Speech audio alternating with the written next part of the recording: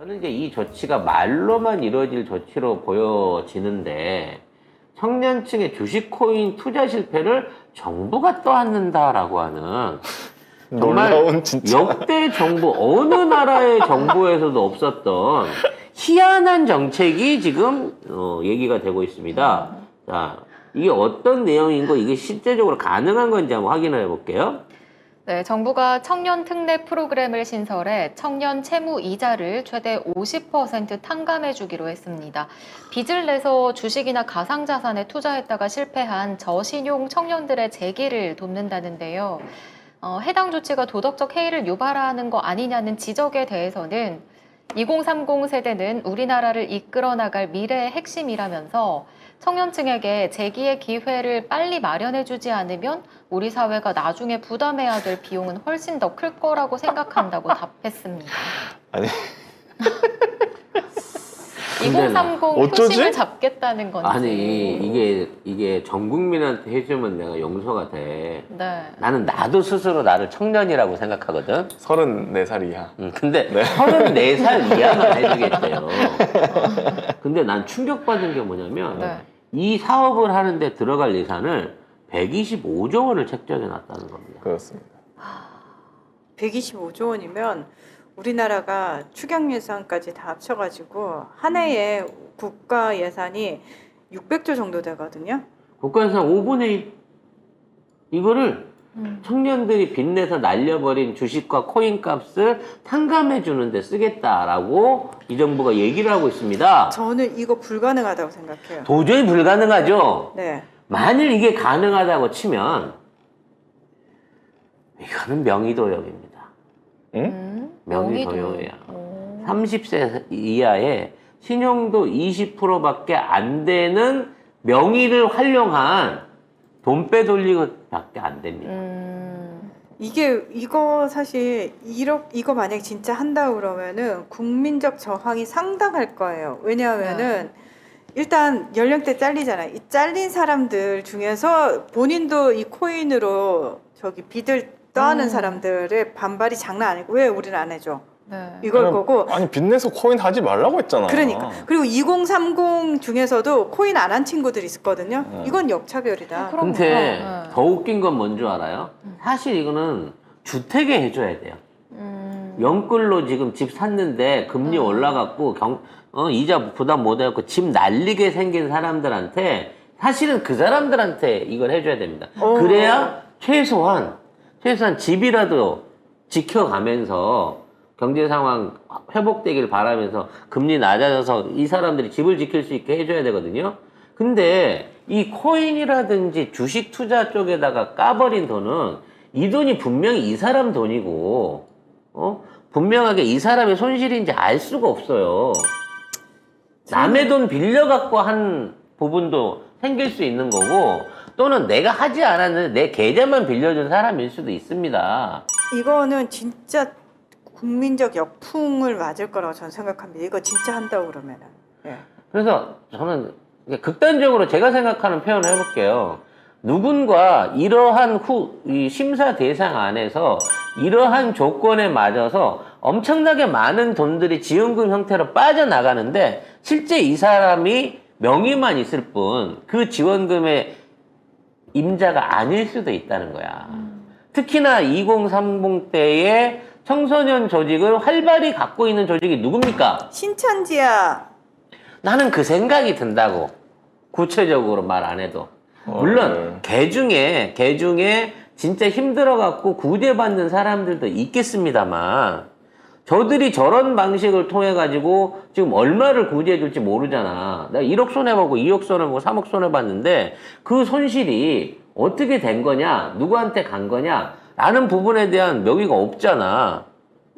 예를 들어 이만희 총재가 자기에 있는 자산 관리를 하기 위해서 젊은 애들 명의로 주식하고 코인을 이빠이 사놨다고 생각을 쳐봅시다. 근데 걔네들은 어차피 지 돈 아니니까 계좌에 신경을 안 쓰겠지만 그게 깡통쳐서 거지 됐어요. 이만이나 이런 사람들이, 돈 있는 사람들이 본인 명의로 그거 했을 리는 없잖아요. 그런 것들을 나중에 문제 생기는데. 내가 그렇게 생각한다고. 그래서 실제 이게 제 상상력이에요. 소설입니다. 팩트가 아니에요. 네. 신천지 교단 안에 3조 원 이상의 현금이 돌아다니고 있다 그랬는데 이 돈 중에 일부를 이러한 방식으로 차명 세탁을 해갖고 주식에다 코인에 넣었다가 거지가 됐다고 쳐봅시다. 그러면 굉장히 심각한 상황이 오겠죠. 교단 운영을 하는 데 있어서. 네. 이 돈은 찾아줄 방법도 없어. 없어졌잖아요. 없어졌으니까 네. 회복도 안 돼. 근데 그 명의가 전부 다 20대, 30대의 우리 평신도들 명의로 돼 있네? 이거를 국가가 구제 차원에서 현금을 몰아주기로 하고, 자, 명단을 던져주는 거지. 이 사람들 거 알아서 처리해 주세요. 라고 해서 그걸 우선적으로 해결해 줬다.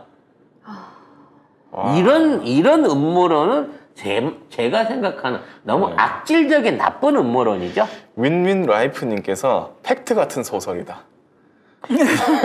나는 왜 이게 나이대가 34세인지를 모르겠어. 그러니까 34세는 왜 정한 거지?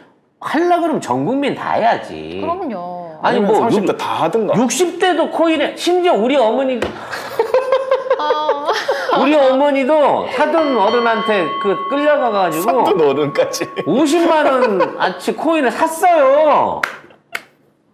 아니, 이거는 아니 뭐. 50만 원은 그래도 그렇지. 적게 사신 거네. 적게 사신 거지. 네, 다행이네. 근데 노인들한테까지 일종의 다단계 뭐 투자 형태로 해갖고 코인들 어마어마하게 팔아먹었습니다. 그분들은 진짜 평생 갖고 있던 쌈짓돈을 날린 거예요. 왜 34세로 잘라? 정부 청년 정책 나이가 34세 기준이래요. 아니, 아무리 그렇다 손 치더라도 청년만 살리겠다는 거야? 그럼 청년을 살리려면 창업 기회를 주든가, 벤처를 하려고 하거나 창업을 하거나 뭐라고 하는 애들 사업성을 검토해갖고 엔젤 투자를 해줘야지. 아니, 빚낸 거 갚아줬어. 코인하고 주식에서 날린 거 갚아줬어. 그럼 그 돈 받아갖고 그 다음 날부터 성실하게 그거 갖고 자영업 시작할까, 걔들이? 아유 코인 하긴 잘했네 라고 생각했지. 코인하길 잘할 뻔해. 또 코인해, 걔들은. 또 해달라고? 아니, 야, 이거 이번에 나라먹은 해줬는데. 국가가 또 해줄라나 보다. 야, 꽁돈 생겼네? 나 이거 꽁돈 생겼는데, 나 코인에서 뜨거운 맛 봤으니까 안 해야지 하겠어? 야, 지금 저 1,000만원, 1억 가던 게 8,000만원 가던 게 지금 2,000만원 대가리 와 있잖아. 이거 본전 회복만 해도 되잖아. 도로 꽂아 넣는다니까? 막을 수 있겠어, 그거? 야, 이거 나는 진짜. 이런 정책은 아니 지금까지 어떤 정부에서도 개인의 투자 실패를 막아주는 정부는 없었어요. 내가 예금을 넣어놨다가 예금보험공사 같은 데서 내 예금 좀 날린 것 중에 5천만 원 해주는 건 이해가 가. 근데 120조를 투자해갖고 코인 빠진 돈하고 주식 빠진 돈을 해주겠다고? 이 무슨 정신 빠진 짓거리고 정책이냐고. 내가 코인이나 주식으로 잃은 돈이 없기 때문에 이렇게 화내는 게 아니에요. 내가 34살이 넘어서 화내는 게 아니라고. 다 그런 거 같네. 그래? 네. 티 났어? 신천지 아니라서 더 화나는 것 같아. 이만희가 아니어서 더 열받는 것 같은데? 아무튼 이런 이상한 이런 정책들이 자꾸 생겨나고 있어요. 아까가 아니지. 그래놓고 소상공인 손실보상금 해준 건 다시 걷는다고 하고 그거 얼마 든다고. 그건 또 걷어간대잖아. 너무 웃겨. 그래서 그 이직하는 분들이 내 표 돌려내라, 내 다리 내놔라 이거랑 똑같은 상황이 좀 벌어져. 네. 아이고. 지금 그하고 비슷하게 선심을 하기 위해서 이제 고금리 대출로 있다가 고정대출로 주택 전환해 주는데 여기다가 40조 원을 공급을 하겠대요. 근데 지난번 우리 방송에서 한번 얘기했죠? 지금 전세금 날린 사람, 작년에 전세금 날린 사람들 돈만 해도 60조예요. 집을 날린 게 아니고 전세금 날린 사람만 해도 60조라고. 40조 갖고 누구 코에다 붙입니까? 보통 집 한 채의 대출이 아무리 적게 잡아도 2억에 10억씩 딸려 있는데 40조 원 풀어서 이걸 어떻게 처리를 할 거냐고. 거기에 정책적으로 전세 대출 한도를 2억에서 4억으로 늘린대요. 그럼 늘리는 만큼 내가 능력이 있어야 늘리는 거 아니야. 갚을 수가 있나? 그러니까. 뭐 100% 빌려줘 전세 자금 대출을? 60%도 안 빌려줄걸요 요즘? 나 정확하게 빌려보질 않아. 전세란 걸 살아보지를 못해가지고. 아니, 몇 빌려도- 퍼센트까지 빌려주죠? 80%입니다. 아니 80%. 빌려도 근데 빌려도 갚을 갚을 때 수가 너무 있냐고. 힘들어요. 금리도 오르는 금리도 상황에서. 계속 오를 텐데. 네.